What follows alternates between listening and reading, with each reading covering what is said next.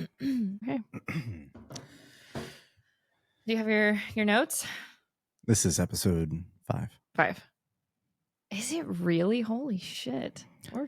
According to the outline, we could have just got the number wrong. Hold on. We did episode 1, which was what did we first talk about? I'd suggest a spreadsheet, Oh, but I know how well we Fuck. both work with Hold on. spreadsheets. Oh no. Oh no. Hold on. There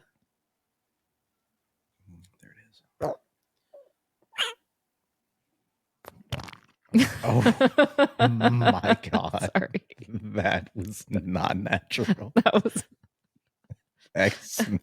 okay. Okay. We're making that a button.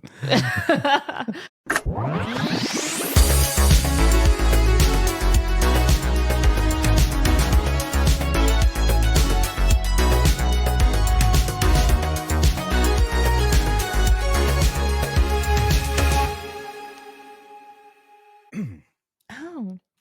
Hello. Hello. And welcome to Once More Unhinged, a weekly chat show where we get together to discuss whatever we're reading, we're watching, we're listening to, we're engaging with this week.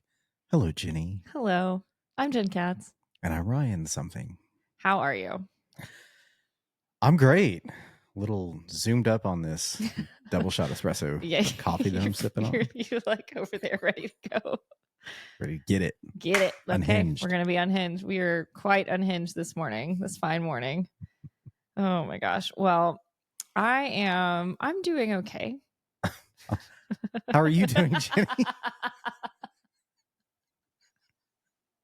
Fucking Regis and Kathy Lee over here this morning.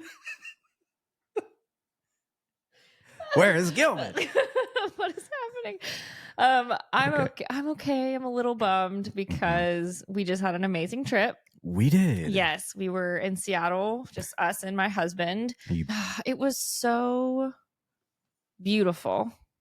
It was so beautiful, and the weather was so nice. Like we were in pants and jackets and outerwear, and then we come home and it's scorching. I mean, what time is it now? It's not even 11, and it's got to be 90 something degrees. It's hot. It's hot, and I don't like it. The older I get, the more I just despise the heat. But the trip to Seattle was great. I'd never been before.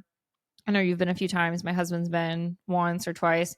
We had so much good food. Food is great. What was your favorite? Ooh, that's hard. I really enjoyed everything we had at Bong Rock Market. Shout out. Mm-hmm. The what was it? The boat noodle soup there was phenomenal. I also really enjoyed that honey chicken we had at the Japanese place we stumbled into. The honey fried chicken. The farmer's market, we had a breakfast sandwich. It was just so good. I had dosa from Bangalore Market. I mean, it was just, I can't pick a favorite. It was all really good. Yeah, it was nice to graze across the city. It was. It's a beautiful city. Like I said, beautiful weather. I'm just not stoked to be home in the heat, but 'tis what it is. Such a beautiful city. The Olympics are probably my favorite, which are to the west of Seattle. But yeah, being able to sit at a market or sit at a restaurant and see the Mount Rainier, it's just breathtaking. It was a great trip. Cool. Well, all right. You ready to get into it? Let's get into Unhinged. Today's discussion will contain spoilers for books 1 through 4 of the Throne of Glass series, including the Assassin's Blade novella. Today's discussion will also contain spoilers for the 2023 film Godzilla Minus. So if you don't like spoilers, get out now. Escape Tokyo while you still can. Leave. Bye. Go on, get. Okay, Jenny. So what are you currently obsessed with this week? I am currently obsessed with the Throne of Glass book series by Sarah J. Maas. What? Oh yeah, like you're shocked. So yes, everyone listening, I am late to the Sarah J. Maas party. I understand that there has been a Maas-a-sance for quite some time. Okay. What? Copyright that. Yeah, so I first got into these books in October of last year when we all went to South Padre. That's right. Which is about a six and a half hour drive from where we live. This was the giant turquoise book that you were reading? Yes, yes. So I started reading A Court of Thorn and Roses last year and blew through it. I was obsessed with it. When we went on that trip for 6 hours, I was basically like, no one talked to me. My children had their audiobooks. Leave me alone. I want to read. I bought a coloring book when we were there, if you remember. I loved A Court of Thorn and Roses. And a lot of my friends who are fans were like, hey, you need to read Throne of Glass. And I just felt like nothing was going to top A Court of Thorn and Roses. And I know everyone listening is like, listen, it took me a while to get into it. And the first book, everybody gives you a warning. One of my dearest friends was like, hey, the first book, you're going to have to really push through it. I'm like, I don't want to read a book I have to push through. Why? So Sarah J. Maas was 16, 17 when she first started writing it. And it reads like that. There's lots of exclamation points. There's a lot of, or should I say there's a lack of dimension to a lot of the characters. They kind of feel a little bit flat, a little bit one note. And it is hard. It's hard to get through. I mean, the first book was published in 2012, but again, she had written it when she was younger. And, you know, I got through the first book, got halfway through the second, and it was like, okay, locked in. So this is a high fantasy series. There's different levels of like fantasy and science fiction. This is a high fantasy series. High fantasy versus low. Well, not low, but it's like high fantasy is usually like magic and elves. Okay, cool. And different worlds. Whereas you can have a fantasy book that doesn't have all those elements. High fantasy is when it's like we're hitting all the big beats. And there's 7 books total. So it's a commitment. Okay. I have finished book 4. Okay. In addition to, I just finished this, which is The Assassin's Blade. It's a prequel novel with 5 different short novellas. I have not finished the series. I still have 5, 6, and 7 to go. Gotcha. Yeah. They're all out. They're all out. Okay. She's done with this series. Allegedly. I hope she's not. I don't know how it ends, so maybe I'm counting my chickens before they hatch, but I would love for this world to continue. So the Throne of Glass series is set in the country of Adarlan on the continent of Aurelia. I've never really quite figured out how to pronounce that. And it follows the story of an assassin named Selena Sardothian, who is 16, 17 at the start of the novels. And she has been in a prison camp for 2 years, I think, a year or 2 years. She's plucked out by the crown prince of Adarlan to fight in this competition to become the king's champion. And I mean, she's like known as Adarlan's assassin. Like she's a badass. She's killed a lot of people. She was raised from the time she was 8 until she goes to prison by a Robin, which is he's the king of assassins. She lived in the Assassin's Keep. Like she kills people. Okay. And she wins the championship. She becomes the king's champion, but all this other stuff starts unraveling. The king of Adarlan, which I think is very interesting, he's never named. He's just called the king of Adarlan. His son is Dorian. We've got Selena. We've got Kale Westfall. Spelled Kale. Sure. Okay. And we've got all different kinds of names that are fantasy. Some are names we hear, I think there's a Steven somewhere in like he's a minion or something. And it's interesting that they never name him. So why do you think that is? Because, okay, again, the spoiler warning. Courtney, and I can say her name. If you're listening, turn it off now. So there are theories that these books are connected to the A Court of Thorn and Roses books. And there is an evil king in those books that they fight, who's also never named. And he comes from like a portal. So I'm theorizing that this is the same king. And he's some kind of demonic presence that doesn't have a name. But the way they dispatch him in book 4, I was about to throw my book through the fucking window. Really? I am dying to know because I'm reading it with one of my friends right now. She's on book 4. Then we're going to start book 5 and 6 together because it's a tandem read. You do 5 and 6 at the same time and go back and forth. When she gets to that, I want to know what she thinks because it turns out when Selena, who becomes Aelin, because she's a secret she's a secret fairy princess with fire magic. Love it. Awesome. She finally confronts the king and takes off this like black ring that he has, and he's all of a sudden like, "Oh, you've saved me.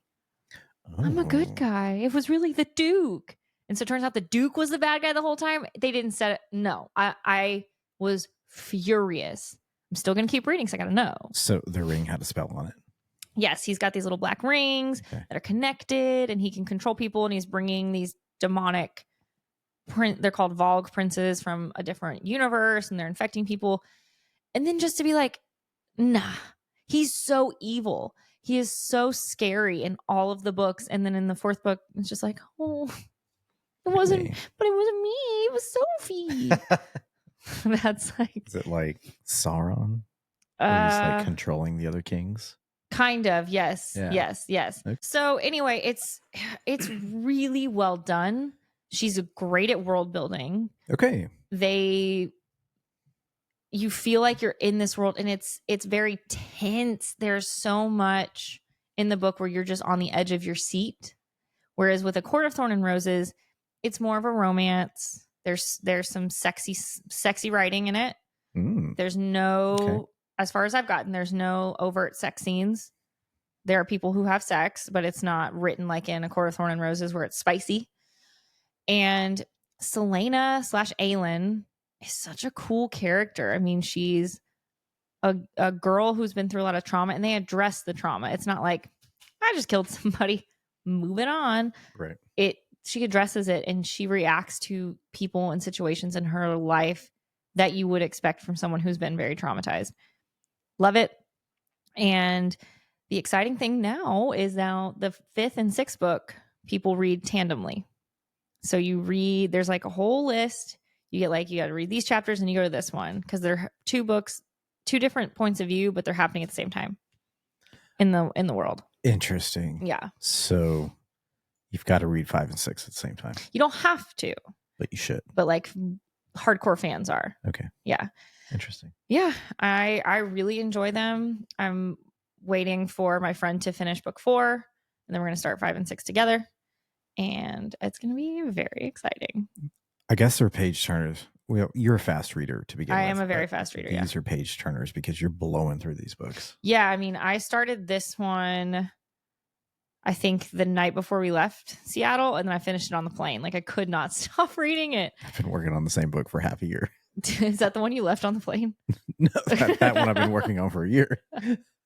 I'm a slow reader. I'm a really fast reader. I just always have been, and I can tell my oldest child is probably the same way. So, you think? Yeah. Gee. But anyway, that is what I'm obsessed with this week. Throne of Glass by Sarah J. Maas. I can't wait to finish. Maybe we'll do an Unhinged once I've finished and unpack it. But yeah, it's a great read. If you were like me and you loved ACOTAR and you were like, I'm not sure about Throne of Glass, go for it. The first book is not the same as the rest. Read it. You're going to get the good stuff, get into the rest of it. And then she's got another series called Crescent City that has 3 books out. Okay. So this woman is like, she has a 3rd series. Yes. She's got A Court of Thorn and Roses, Throne of Glass, Crescent City. Some people say Crescent City is their favorite. The consensus is either Throne of Glass or Crescent City as the best. I loved A Court of Thorn and Roses. My friend who's reading this with me read half of the first book and said, I'm fucking out. She was not having the fairy spicy stuff at all. That's too bad. So anyway, but yeah, that is what I'm obsessed with this week. Do you think they're going to make a series or a film? So according to production, Throne of Glass is being adapted by Hulu, and it is going to be titled Queen of Shadows. It's going to be a television series. Queen of Shadows is the 4th book, which is a great book, but call it Throne of Glass. Why are we calling it? See, I'm already frustrated. I'm going to give it a chance, but what are you doing calling it Queen of Shadows? Do you think that they're calling it Queen of Shadows instead of Throne of Glass because Throne of Glass is too close to Game of Thrones? Well, now you're speaking logically. Maybe. I'm going to give it a chance. But yeah, that's going to be a series on Hulu, allegedly. We all know how this works. Things start getting developed and then they get, pushed back, or the rights, they lose the rights. So I will Someone believe else picks it up. Right. Yeah. I'll believe it when I see it, because Hulu was also supposed to adapt A Court of Thorn and Roses, and Ron Moore, who was the showrunner for Outlander, was going to adapt it. Okay. Don't you dare. Outlander was 3 seasons of great television. 3 seasons. Nice. It just, Jamie and Claire have always been, like, the actors, no shade to them, they've always been good. They're great. The set, Catriona Balfe and Sam Heughan. There's just there have been questionable choices after probably season 3 and beyond. But anyway, I hope it is made into a series. I don't think they could do it justice in a film. It needs to be like a multiple season series, in my opinion. Cool. But that's, if I had all the budget and all the executive decisions. So of the 3 series that she has out, which one would be best to be made into film? Can't really speak on Crescent City because I've not read it. Okay. What of the 2 that you have? Okay, here's my thoughts. Yeah. Throne of Glass, definitely a Hulu action kind of spy thriller vibe, because she's an assassin. They're always like skulking around. HBO needs to do A Court of Thorn and Roses. Okay. It's hot fairies having hot fairy sex. There's a hot guy with bat wings. Like, you need the HBO Unhinged. Don't threaten me with a good time. It is Pride Month. HBO needs to handle A Court of Thorn and Roses. Hulu, because this is not so spicy, it's more focused on the drama. I think Hulu could do a great job, or Amazon Prime. But okay, well, I'm sold. I'm going to read one of them. I think you should. I think you should read The Assassin's Blade first. And if you still want to know more about these characters, then start at the beginning. Okay. But yeah. So Ryan, cool. What are you obsessed with this week? I am obsessed with Godzilla -1. This is shocking to me. Not shocking. I just didn't know this about you. I have a guilty pleasure, which is not a guilty pleasure. Don't believe in guilty pleasure. I enjoy it, but I have a unusual attachment to the Godzilla franchise. Okay. And I don't know why, but I've been drawn to it my entire life. Love that. I'm not a big King Kong fan, right? Because it's the monster thing. But I did like the King Kong movie with Jeff Bridges and Jessica Lange from like maybe 1980. I can't remember. Anyway, I've not seen that one. I did see the one with Jack Black and Skiddly Bop and Adrian Brody. Yes. Okay. I saw that in the movie theater with my high school boyfriend. That one we can unpack some other time. But yes, all of these movies kind of play into one another, where sometimes Kong and Godzilla go at it. But it's the idea of this monster that is hidden from our world. So Godzilla -1, I'm so excited to see come out. I'd heard that it was out. Usually it's got like Godzilla 24 or Godzilla 2000, whatever. This one was Godzilla -1, and so I was intrigued.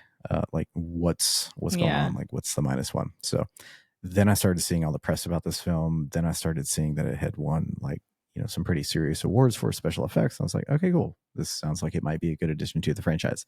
It is my new favorite Godzilla placeholder in the franchise. Love it. It's fantastic. So it's set in a post-World War II Japan. A period that was already marked with like a lot of devastation due to like the war and the recovery effort. So the film begins with kind of this hauntingly beautiful scene that captures kind of the sheer devastation of everything that was going on in post-war Japan, like immediately post-war Japan. So you're getting the desolation, the emotional turmoil of the people. And what I like about this film is that it's not just another monster movie, but it's kind of a deeply human story about survival and resilience of the Japanese people. And the narrative revolves around a small coastal town that's become kind of ground zero for Godzilla's return. And there is a protagonist character who is a former kamikaze pilot. Okay. And he's kind of grappling with his own demons and guilt from the war because he survived the war. And so immediately everyone around him is like, oh, you're a kamikaze pilot and you're still alive. Oh, that's right. Because they were supposed to. Right.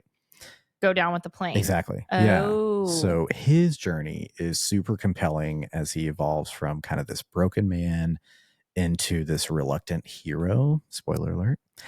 And the supporting characters kind of fill in the gaps of these folks that are, imperfect and missing pieces. Anyway, so you've got these supporting characters of a determined scientist, you've got a brave journalist, and you've got kind of like a younger kid who didn't go to war at all. And they all kind of come together and they work on this fishing boat after the war. But they're fishing for like mines. They're like pulling mines out of the water that were left by like the US occupation. So let's talk about Godzilla, like himself. Okay. Is Godzilla, do we know Godzilla's gender? No, I think it's implied that he might be a male, but I've seen other movies where Godzilla has been like a mom. And just asking the Pride Month question. This version, love it. Yeah. So I think Godzilla is they, them. Okay. This version of Godzilla is more terrifying and awe-inspiring than any that I've seen before. And I think a lot of this has to do with the special effects team who designed this character. The design of this Godzilla pays homage to like the original Godzilla design and the look, which, as I pointed out earlier, kind of has like a smaller head. Yeah. But that mixed with the CGI really brings like this Godzilla to kind of like an actual scale. So it's more believable when you're watching it. And it's got incredible detail in this Godzilla with the special effects team.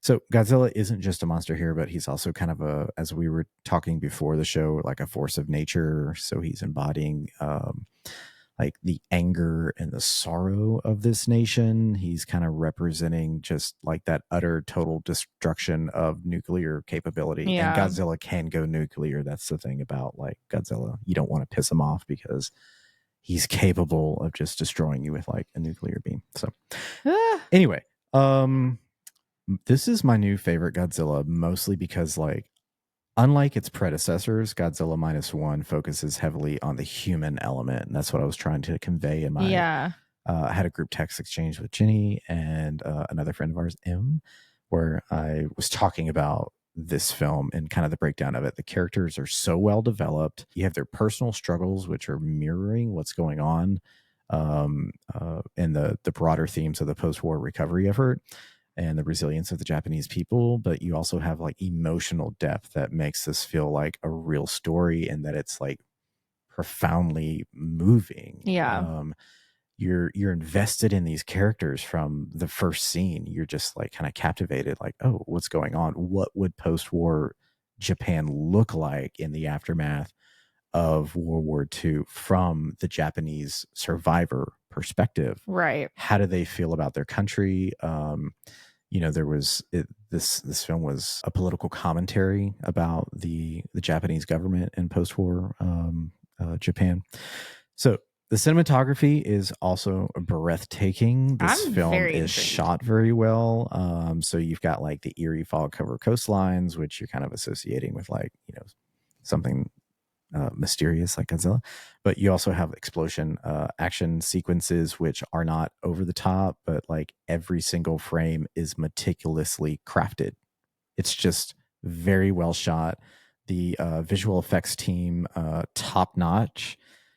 Which really makes like Godzilla's rampage either in the water or on land like just terrifying, but also like mesmerizing. Like you're really tuned in every time a new Godzilla scene would come up. Like I would buckle in, I'd get ready to be like, okay, that's awesome. The last one was better than the one before, so this one's going to be better than the next, and each one kept getting better and better. So this film for Godzilla strikes like a balance between action and like an actual narrative, which before it was mostly action. Right. When you see the Godzilla films, especially the American made films, it's all about the blockbuster. It's like, how many things can we destroy? How many things can we turn into like utter devastation and turmoil? It's a summer blockbuster film, right? Yeah. Like most of them. It's fighty, fighty, kick, kick. Exactly. But this one doesn't solely rely on like the actual spectacle of the film, but the story is engaging. It's thought provoking. The pacing of this film is also spot on. Like, you want to stay with it. You're never like finding yourself in a dull moment. You're tuning out. You're picking up your phone. You are on the edge of your seat throughout this entire film. Yeah. It is almost like you're just kind of caught up in this devastating chaos of what's going on in post-war Japan with these characters that you're just invested in. And Godzilla is just kind of like the cherry on top. Yeah. So, as far as like respect to tradition. Tradition. This is what I was going to ask. How does it? Sorry, go ahead. But go ahead. So that was my first question that I wanted to ask, was comparing this film to just the tradition of Godzilla films. And I think some probably hit the mark, some maybe not so much. Like, where does this stack up with just honoring the tradition of Godzilla, but also doing something maybe in a new, fresh way? It does. It does all of that. And that's another reason why I think that this is one of the best that I've seen. This is a 70th. I just looked this up before we started. The 70th anniversary of the franchise is the release of this film. That's amazing. Year, which is cool. It honors the legacy of the franchise while bringing something fresh and contemporary to the table with the special effects and with the precision of the narrative of the storytelling. It absolutely respects the source material, but it's not afraid to kind of get a little risky and explore a couple of new themes. So blending kind of the old with the innovation of the new, I think makes this Godzilla particularly like a standout. I was hooked from the get-go, and by the time I got to the end of it, I was sold. I said, this is absolutely my new favorite Godzilla movie. I just was blown away. That's amazing. Anyway, it's a beautiful film. It is action-packed, but it's a great blend of characters and storytelling, and I hope that you'll watch it. I think I might, actually. Everyone enjoys it. Yeah, that's never been my genre, but you have sold me both in this conversation and then in our group messages where you can, we're really selling the movie. So yeah, I get where it's not people's genre. I understand that, and that's why I think sometimes I even surprise myself that I'm as like into this this series as I am. But I'm just into Godzilla. Did you know Godzilla has a girlfriend? No. Yeah, well, or a partner, a significant other. Okay. This is a character who is not explored very often, but sometimes you see it in some of more of the B films, and it is Mothra. Mothra is this giant moth with, superpowers very similar to Godzilla. And Mothra kind of takes care of everything that's kind of like on the land. Like she's the queen, and Godzilla takes care of everything like in the sea, like he's the king. And the two of them have been known to not only battle one another for power, but they've also been willing to team up and battle together. Love it. Some of the other monsters that live in the earth and under the sea. Anyway, so cool. That's awesome. That's my breakdown of Godzilla -1. I love it.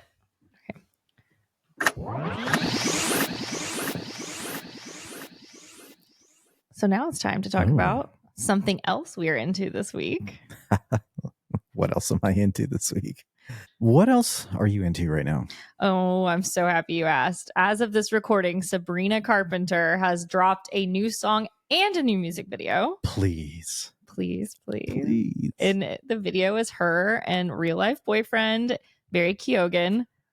AKA Ollie from Saltburn. Saltburn, Mr. Don't. Flopping around. Listen. Okay, before we get into it, I just got to play a little bit of the song. Please, don't prove I'm right.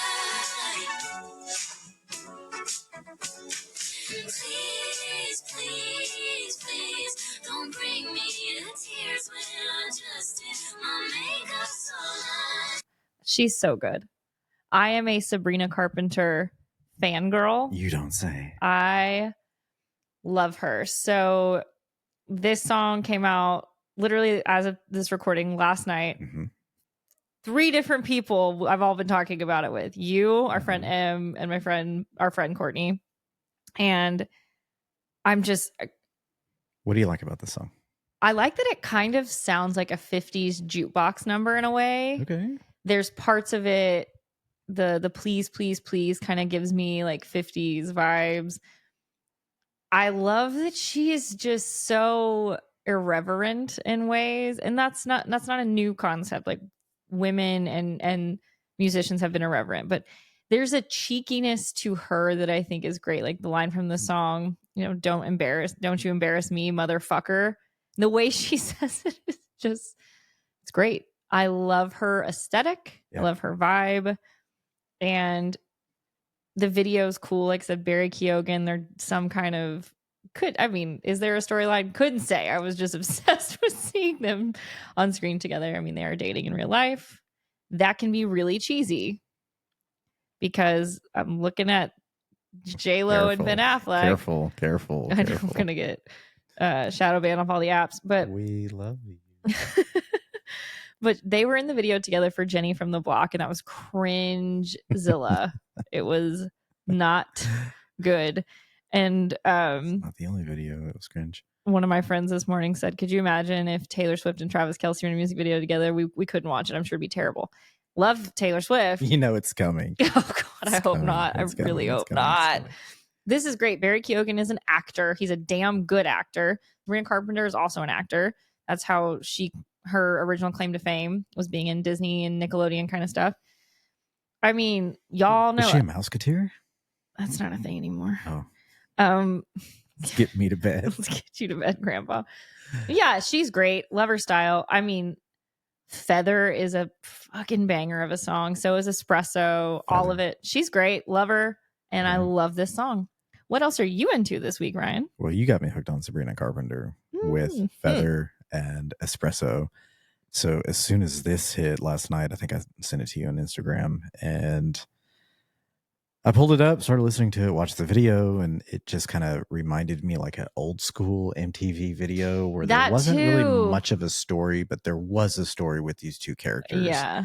And I really like that. I love that early 90s, late 80s genre of video where there's a story happening that, the song itself is kind of features as the soundtrack. That's good.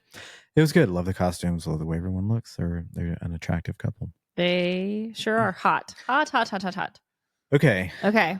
I'm into a film that came out last year. Another 2023 film. This is what I watched on the plane back from Seattle. Okay. It's Jeanne de Barry. Oh, very interesting historical figure. Or Jeanne. Jean. Yeah, Jean. Jeanne de Barry. And people who speak French are like, both of you. Zut allure. I missed Croissant. It. Yes. La baguette. So this is a 2023 drama romance film that was directed by Maïwenn. She is the co-creator, co-writer, director, and stars herself as Jeanne, and Johnny Depp as the King, Louis the 15th. The film is visually sumptuous. It is emotionally riveting. It's the exploration of the life of Jeanne, who was a woman of kind of humble origins who ascended to become the favorite of the king. She became kind of the courtesan. She's a mistress. Yeah, of the king. And it is beautifully shot. The costumes are incredible. The dialogue is very well written. The entire film is in French. Does Johnny Depp speak French as well? He does, and he does an excellent job. He has few lines. Most of it, he's acting in playing off of other people in the scene, but he plays. I thought it was going to be a distraction based upon everything else that's been a distraction in his life over the past few years. Yeah, but this was fantastic. It had mixed critical reception. In fact, I think the critics at Cannes, it had a 7-minute ovation at Cannes last year. And some of the critics have been a bit harsh on it, I think, because of the Johnny Depp controversy of it all. But the audience score, if you look at Rotten Tomatoes, checks with the exact way that I felt, which watching it, I was like, I can't get enough of this. I'm going to watch it again. It's just a beautiful film. Okay. And yeah, highly recommend it. I've avoided it because of the Johnny Depp of it all. But I'm a Francophile. I love that time period in France. So You're going to love this. All right. I will give it a go. Thank you for tuning in to Once More Unhinged. This episode comes out every Wednesday, and be sure to check out our latest episodes of Once More Rewatch podcast, which come out every Friday. They sure do. We're on Buffy season 2, and it's very exciting. You can find more Unhinged content on our social media accounts. We are at Once More Podcast on Instagram, Facebook, YouTube, and Spotify. And TikTok. And TikTok. And we are the Once More Pod on X. Sure are. All right. See you next week. See ya. Bye. Bye.